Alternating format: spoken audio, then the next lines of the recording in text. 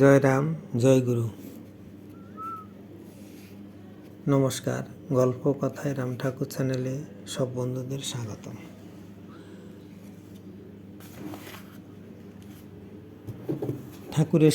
ঠাকুরের সম্পর্কে আমি একটু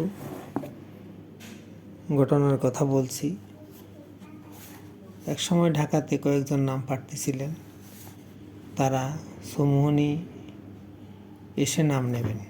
বাড়ি থেকে বের হয়ে বাচ্চারা একটু হাঁটতে চাইছিল না। বড়রা মাছ খাওয়ানোর লোভ দেখিয়ে বাচ্চাদের সহ সমূহনী এসে পৌঁছেন। ওরা যখন সমূহনী পৌঁছলেন তখন শ্রী শ্রী ঠাকুর অন্যদের ডেকে বললেন, কি বড় মাছ আছে, ওদের রান্না করে খাওয়ান, ওদের এখনও নাম নেবার সময় হয় নাই। দ্বিতীয় ঘটনা হলো, শ্রী শ্রী ঠাকুর তখন সমূহনীতে আছেন। এদিকে ঢাকাতে ঠাকুরের উৎসব আরম্ভ হয়েছে। সমূহনীর অনেক বাবু স্টাফ শ্রীরাম ঠাকুরকে প্রণাম করে ঢাকা যাওয়ার অনুমতি চেয়ে নিলেন।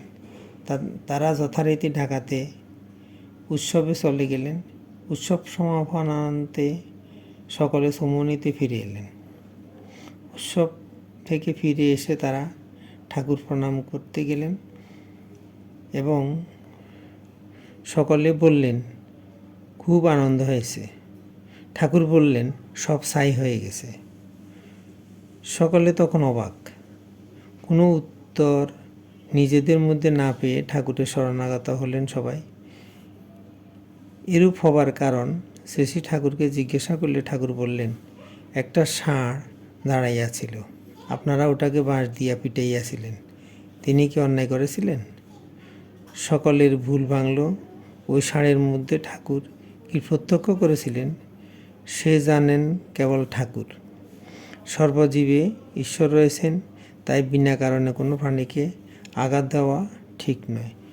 এটাই হয়তো আমাদের জানা প্রয়োজন। দয়াল ঠাকুরের সমভাব। এরপরে আমি একটি ঠাকুরের বাণী বলছি। ঠাকুর বলছেন, সংসার মায়াময়, বিকৃতি স্বভাবের তরঙ্গ, সুখ দুঃখ অনুভূতির প্রশ্রয়। এই সকলই অভাব, ভ্রমবুদ্ধি মাত্র। অতএব প্রতিসেবাতে সর্বদা বিবৃত থাকিতে চেষ্টা রাখিবেন, ফলাফলের দিকে লক্ষ্য রাখিবেন না। প্রতিসেবার জন্য স্বর্গ নরক কিংবা গভীর কালচক্রের ভ্রমণেই হোক, তাহাই মঙ্গলসূত্র জানিবেন। বেদবাণী 1:31। আজ এ পর্যন্তই। আগামী দিন আবার শ্রী শ্রী ঠাকুর সম্পর্কে গল্প ও বাণী নিয়ে আপনাদের সাথে থাকব।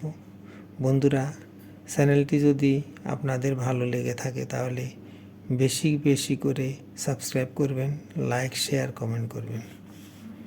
ধন্যবাদ। ভালো থাকবেন। জয় গোবিন্দ। গুরু কৃপাই কেবলম।